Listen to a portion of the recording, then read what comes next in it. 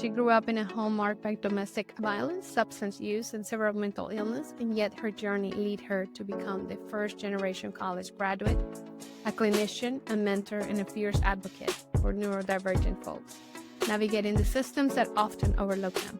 And I was going through that assessment and I recognized I'm saying yes to these more than my client. An autistic mind, an ADHD mind, they're just different minds. They provide us with the ability to look at things differently. Neurodivergent people are not people to be fixed. We are not broken. To me, it's rooted in honesty. It gives us such a freedom of just being, hey, this is who I am. Now you can show me who you are. And then maybe we can both grow and accept each other, how we are. The neurodivergent population is underemployed and unemployed at far greater rates than the neurotypical population. It's not because we're less. It's not because we don't have a good work ethic or we're lazy. It is often because of the environments in which we're expected to conform. Welcome to Rosabel Unscripted, the podcast where authenticity meets real life stories. I'm your host, Rosabel Soulfill, and in each episode, I dive into unscripted conversations about personal growth, life challenges, and the experiences that shaped us. From heart-to-heart chats with inspiring guests to raw moments of self-discovery, I am here to share stories that connect us all. Whether you're seeking motivation, healing, or simply a dose of real talk, you are in the right place. So get comfortable, tune in, and join me on this journey of transformation, empowerment, and meaningful conversations. This is Rosabel Unscripted. Hello, everybody. Welcome back to Rosabel Unscripted, the podcast where we'll peel back the layers, unlearn what doesn't serve us, and find power in our stories. Today, we are going to be diving deep into neurodiversity, healing and self-understanding with someone whose story is both courageous and catalytic. My guest is Brooke. She's a licensed clinical social worker, founder of Uniquely You Behavioral Health, and someone who doesn't just work with neurodivergent clients. She also lives that reality every single day. Autistic, ADHD, dyslexic Brooke is radically honest about her experiences, and she's very passionate about helping others feel safe, seen, and supported. She grew up in a home marked by domestic violence, substance use, and severe mental illness, and yet her journey led her to become the first-generation college graduate, a clinician, a mentor, and a fierce advocate for neurodivergent folks, navigating the systems that often overlook them. So grab your tea, take a breath, and settle in. Brooke, thank you so much for being here with us today. Thank you for having me. Thank you. And so why don't we start from the heart? Like, when did you first realize that your neurodivergence wasn't a flaw, but actually something meaningful to understand and embrace? Yeah, so I think that is often a really difficult journey for neurodivergent people, whether they're diagnosed young or. So for me, I knew of my ADHD when I was relatively young. I was in middle school, and I don't know that it necessarily impacted my understanding of self at the time. I'm glad that I didn't get that information from a deficits perspective, but I do think that it would have been probably helpful to know how my brain was interacting with the world in a different way. I would say that I went through my entire graduate and undergraduate experience without knowing about my dyslexia or being autistic. And so those are definitely things that would have been really good to know earlier on. I think that naturally I am someone who is more on the curious side and want to know all of the things. And so when I was doing a assessment with a client, because parents was thinking that they might be dyslexic, we were doing a screener just to see if it might be beneficial for them to go to the next step in that process, which can be unfair. And I was going through that assessment and I recognized I'm saying yes to these more than my client. And so it was definitely interesting to discover that, one, in the middle of a therapy session. And I was like, oh, I'm going to leave and make an appointment. But also, I think that because I have never not interacted with the world this way, I don't necessarily have a negative opinion about it, right? I don't know what it would be like to not be this way. And so I think that getting to learn from my clients, getting to learn, of course, through research and getting to just really know that an autistic mind, an ADHD mind, they're just different minds. They provide us with the ability to look at things differently. And does it make something significantly harder? Absolutely. For me, it's knowing when that thing is difficult.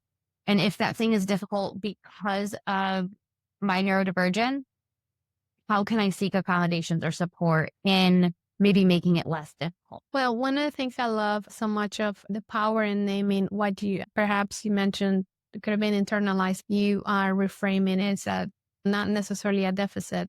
With that being said, what would you say are some of the biggest hurdles that you face growing up in an environment that as I mentioned in the introduction of you, that there was trauma and misunderstanding? What was that like? Yeah. So I think in many respects, looking back, I never had more than one or two phone calls. I didn't really know how to navigate that. Even as an adult, I have my husband and I have a best friend. And so I think that the clinician in me can look at that and say, oh, that's likely from the autism of being like, social interactions are hard. I don't necessarily, on like a personal level, don't desire them in the same way.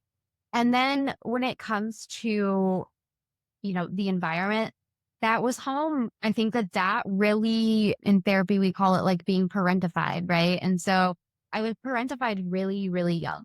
I think that definitely impacted the way in which I then navigated relationships on top of the neurodivergent and how I am as an adult, as a supervisor, as a mentor, because I can see, when you grow up in a traumatic environment, people often, you're able to notice those really tiny differences in face or the way that someone's walking, right? And so I think that, again, kind of reframing that, if you're able to do so in a positive way, of course, there are many people who trauma and that hypervigilance is very detrimental. But I think for me, there are aspects that have allowed me to be able to even be a better therapist and be able to potentially sit across from you and notice just the slightest thing is off. And so I can ask maybe a couple more questions than maybe I would have in a different session. You yourself have perhaps had a mentor or a college advisor that helped you change the direction of your life. Can only think how powerful that moment could have been at the time. Can you share what was that like? So I think growing up, I always wanted more. I'd always pretended that I was going to be an attorney, or when my cousins were playing house, I was, grabbing the briefcase, I was going to work. But as the realities of life kind of set in, I had to skip school a lot to go to work so that I could help pay bills. And I went to community college, scholarship paid for. So why not? So I knew that continuing the job that I had when I was in high school wasn't going to be the way to not continue to experience the life that I was experiencing. And so, I went, but I was not giving it my best effort. I would still skip classes to work. And I had an amazing advisor in the TRIO program, which is for first generation low income students. TRIO is an amazing program. It helps to set up students with advisors, teach us how to fill out our college applications, takes us to colleges to visit them, and, really shows us like what is possible. And I had an advisor, his name is Josh West. He was at Soft Valley Community College. And I remember he called me into his office one day and we were meeting, and he told me, I know that you are far more capable than what you're doing. You're not putting in the effort that you be, and I'm going to hold you to putting in the effort that you need to be. And it was in that moment, of course, I was crying. It was a lot of emotion to have someone truly tell me that they believe in me and that I was capable. I hadn't really heard that prior from administration or teachers. And that was really, really powerful for me. He took me up to student government office and said, I know that you guys have an opening and Brooke would like to do that. The rest was history. I was the student trustee for our community college, sat in on board meetings, and then was the student body president at the community college. And I think that really gave me the confidence boost and the evidence that I needed to show me that I could do the things that I wanted to. Absolutely. Wow, that was definitely powerful. You're right. To show you that different, from going from, I can only imagine what it felt like. Feeling like you're perhaps landing here and suddenly someone finally notices you and gives you the validation that perhaps you've been wanting to have for long. Even if you didn't recognize it, you needed that validation. And now look at you. You have your own practice. Now you're a mentor. See, those moments, those are the moments when we actually make a difference in someone's life, and I'm sure you're making a difference in someone else's life now by just practicing that. From that comes my next question. I know that you support neurodivergent individuals and even couples today in their relationship and communication. Can you give me an example of how you do that? Yeah.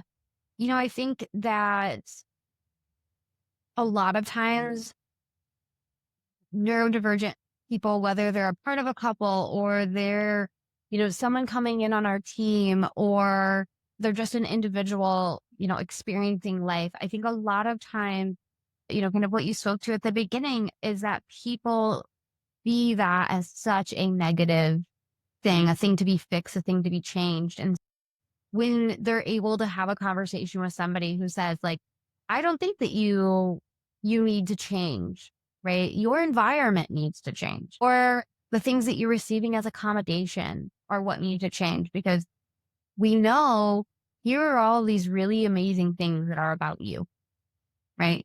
And when we give neurodivergent people the space and the accommodation to thrive, we really thrive, right? And then like that is really, I think, from like a super basic level, it's validation, right? It's letting people know that what you're seeing in the mirror or the narrative that you've constructed about yourself over the years, or even the narratives that you've inherited because people have said them to you, we're not actually the whole truth. And I think that is really, what my mentor, that's what Josh did for me, is he said, hey, I don't know if you don't know this, essentially. There's more to this. You are capable of more. And so, I think at the core of it, that's what we do for our clients. With that being said, you're an advocate for neurodivergent employment in a world that often demands conformity.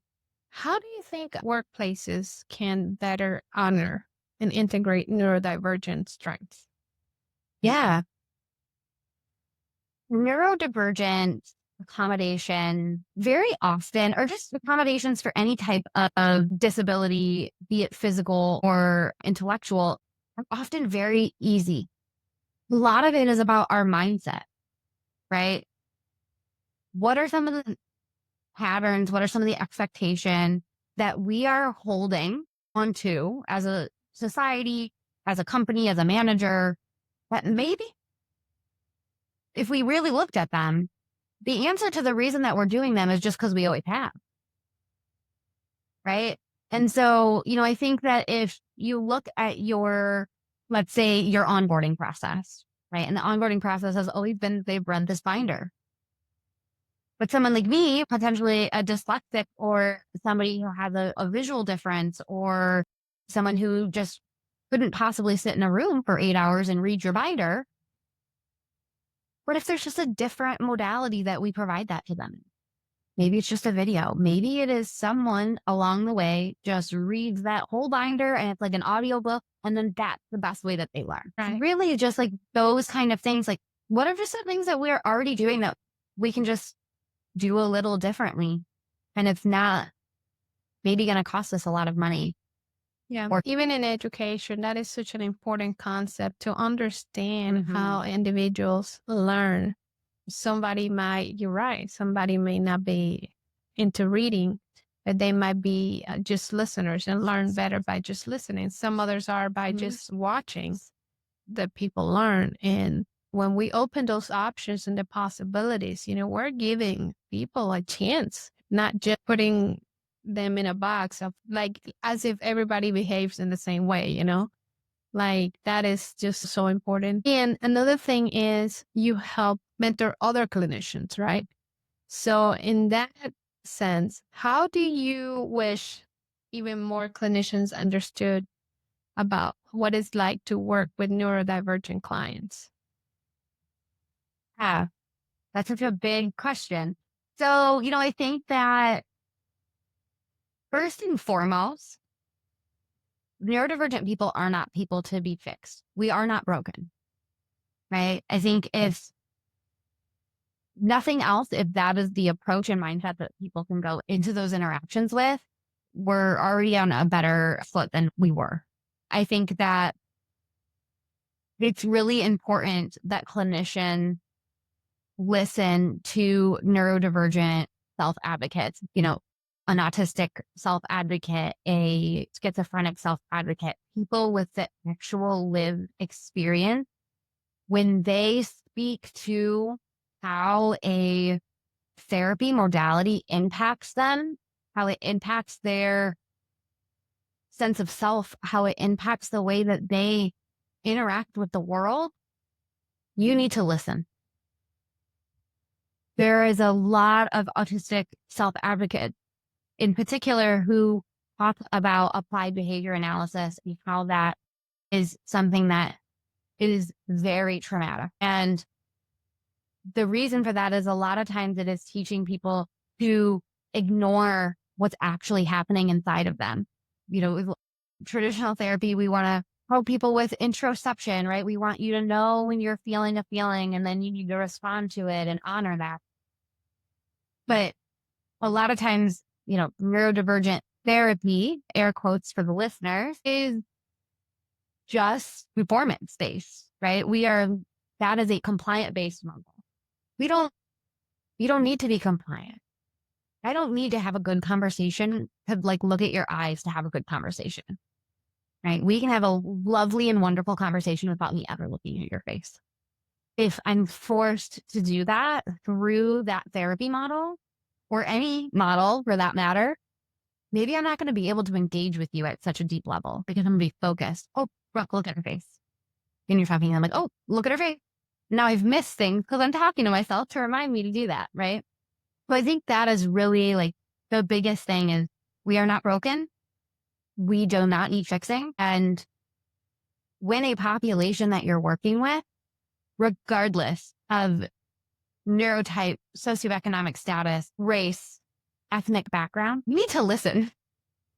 I would say that that's really the biggest takeaway. Yeah. And a big word that comes to mind is acceptance. I can only imagine also what it'd be like for the neurodivergent population, again, also growing up with that stigma that, oh, there's something wrong with me because I am not behaving how I am supposed to, right? And I think that perhaps the very own neurodivergent individual may have some trouble accepting themselves as thinking they are broken, right? Like you said. And then on top of that, you have other people and all, it doesn't matter. I think it happens to even non-neurodivergent individuals. Let's just say in different personalities or anything. And so people tend to be like, well, you're, or I don't like you, or you don't behave certain way that you're supposed to. However, norms, let's put it that way. And so there's this discomfort, as non-acceptance. But to me, the worst is how if we learn to accept others, however they come, will come in different packages, like I said. Accept the fact that we learn different, that we interact different. I advocate very much, or part of this program or my podcast is talking about it. You don't have to be divergent in general to understand how important it is for us to accept. Also, accepting emotions as part of being human, right? And Absolutely. You said we tend to repress, not feel. At least I think that's how sometimes in general circles in society, It's like you're not supposed to feel this way or that way. Correct me if I'm wrong. I completely agree. And so that is, yeah, it's a big topic to talk about. And then comes the next part comes into what you mentioned. You say it's called living unapologetically or being you. I advocate very much for that. It's just one of the things that I most admire of being unapologetic to me is rooted in honesty. It gives us such a freedom of just being, hey, this is who I am. And now you can show me who you are. And then maybe we can both grow and accept each other how we are. Tell me what it means to you for you to live unapologetically or be you, just you.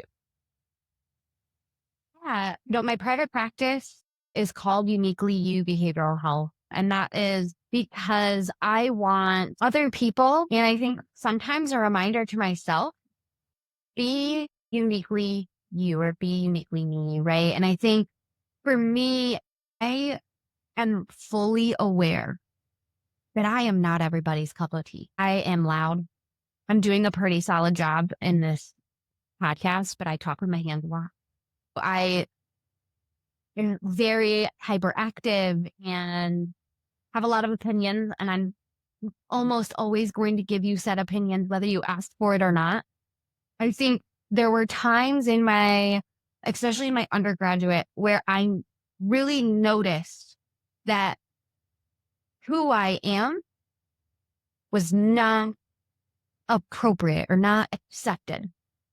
And so I spent a great deal of time in that period of my life trying to figure out to what degree can I mask? Can I change who I am and not be completely exhausted from it?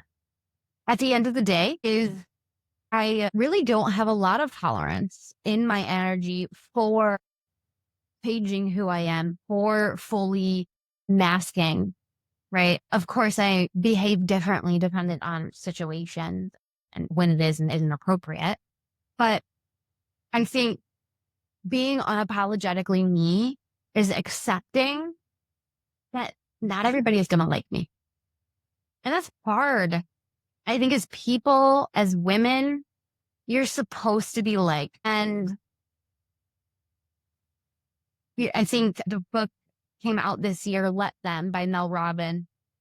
And I love the traction that book got because it really was giving people that permission. It was giving them the permission to say, let them judge you, let them dislike you. But at the end of the day, this is the first time that each of us are living. And depending on your belief system, this is the only time, right?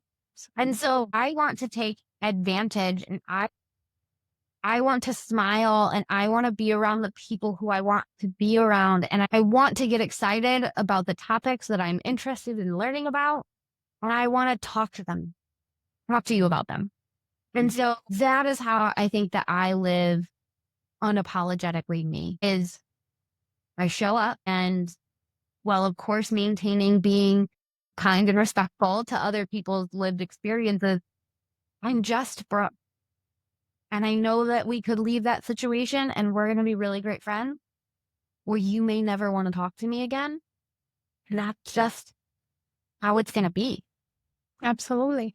You know, lately I've been hooked in a concept. I don't know where I got it from, but it's something about finding your tribe. You said something very true. And I believe not everybody's going to like us, right? And being okay and accepting that, that's just fine. But then we go on to realize there's going to be people who will like us somehow. We're going to resonate with somebody. You know, I don't know how, but me growing up, I have some history as well. As you call it masking, I call it me not fitting in, not belonging. I wrote a book, and one of the chapters in my book talks about that very specifically. And it could be for so many reasons. For example, in my case, I did not speak the language very well. English is my second language.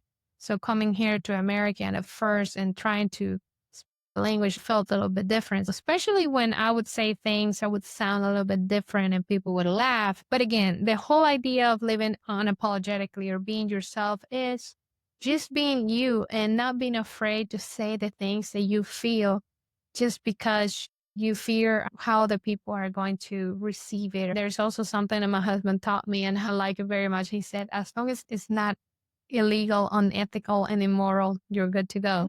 I do in some way understand what you mean when you say the whole hypervigilant. I myself, sometimes when I've been in meetings, I've been like, okay, I want to try not to say too much because some people might think you're loud, or some people might think you've got too many opinions you shouldn't say. But that also says that we care. And that's also important. We care about others. We don't want to hurt someone else's feelings. It is part of being human. That matters. So let's talk a little bit more about your practice. Tell me more about it. When did you start your practice? Tell me more about, I know you mentioned a little bit what you do, but if you want to share more about what exactly you do in your practice. Yeah. So I have two companies right now. One is Uniquely You Behavioral Health. And so at Uniquely You Behavioral Health, we are a multidisciplinary private practice located in the south suburbs of Chicago. We're in New Lenox, Illinois. And our focus is working with the neurodivergent population. Most of our staff focus on autism, intellectual disabilities, can be people who have an actual diagnosis or just those who have an experience where it's impacting the way they want to engage in the world, right? That's really our biggest thing. However you want to engage in the world, that's what we help you with. We've got social workers, counselors, occupational therapy, parent support, group therapy. All of this is based in a neurodivergent affirming model and helping, be it the partner or the parent or the individual, to kind of understand how things change and interact. You work with children and adults, right? Yeah, so we work across the lifespan. So our youngest client that we would take is 18 months. And, if there was anybody younger than that, we would really more so take the parent on as the client and work on some of that interaction and understanding within that relationship. And then, yeah, we work through the entire lifespan. We take Medicare as well. So we have clinicians, they all kind of have their own age range. So, our clinician who sees 18 months also won't necessarily see an 89-year-old, but, we do kind of have our little niche area. Very good. And then you're also a coach, right? For those who serve us. Yeah. So Affirming Minds Coaching and Consulting is focused really on working with other companies, other managers, supervisors, be it in the clinical space or the tech space, the accounting space, really anywhere where neurodivergent people work, right? And that's really everywhere. And so we really work with companies to help them to understand what are some of those mindset shifts? What are some of the cultural changes within the company that will help not only support those individuals, right, in staying employed and exceeding in their employment, all of those things, but it also ultimately helps the company, right? When we support our employees, our supervisees, whether they're neurodivergent or not, when we give them the supports they need, they're going to stay, right? And I think especially in this economy, in this workforce, companies need to do better. We need to be ready that if we see a performance issue, instead of putting someone on a traditional PIP that is, they're probably going to fail because we're not actually going to give them the accommodations that they need, right? We hear that a lot, like dead man walking, they're on a PIP. Almost every single person at my company has been on a PIP, and it is not because they're dead man walking. It is because we've identified the area for growth, and that's what that PIP is for. It is for us to be able to help you and support you in growing, and gives us the structure to be able to talk about, okay, well, that one didn't work. Maybe it's this that will. And that is really what, I'm talking with my hands more. So clearly I'm very passionate about that because it's so important. The neurodivergent population is underemployed and unemployed at far greater rates than the neurotypical population. And it's not because we're less. It's not because we don't have a good work ethic or we're lazy. It is often because of the environments in which we're expected to conform. Absolutely. For those who don't know, who there might be some people out there who never even heard the word neurodivergence. And I was like, man, I should ask you, like, what does it mean to be neurodivergent? For those who like, I heard that, but I'm not really sure what is out. So again, it's about creating an environment so people can be informed and learn about this. Because the more we know, knowledge is power. So with that, for those who haven't heard about neurodivergence, do you mind explaining or telling us a little bit more about that? Yeah, of course. So neurodivergence really is like a big umbrella term that encompasses really technically any mind that diverges from the norm. One cultural background is going to identify something as out of the norm, then another may not. In the United States, by and large, we talk about neurodivergence and everything that is in what's called the DSM, and that's kind of where all of the diagnoses that could live for mental health condition and things like that. So I talked about earlier that whether it's someone who's autistic or schizophrenic, that we need to listen to their lived experience. Neurodivergence really does encompass all of that. A lot of times when people are talking about neurodivergence, they conflate the conversation to only focus on autism or only focus on ADHD. That is just the tip of the iceberg of what neurodivergence looks like, what neurodivergence is. And so if you're talking about autism, you should say that you're talking about autism or autistic people. If you're talking about the collective of how minds are different and diverse, that would be that big umbrella. So it can encompass a lot of things, which then that can feel really overwhelming and kind of scary. And then, someone could make the argument, well, then everyone's neurodivergent. Not necessarily. I think that there are plenty of people that I've met in my lifetime and who are very, very normal. And they would never think about calling themselves neurodivergent. It's really it's a shorthand, right? It's much easier for me to tell you that I'm neurodivergent than to be like, hi, my name's Brooke and I am autistic, ADHD, and dyslexic. 4 words than if I just told you I was neurodivergent. Right. And let me ask you this, can someone with PTSD be considered neurodivergent? Yes. Neurodivergence can be innate. So you're born with it. I was born autistic, and it can be acquired. So that can be through a stroke. It can be through substance use. People with Alzheimer's have acquired neurodivergence because they're now interacting with the world differently. So yeah, neurodivergence is both innate and acquired.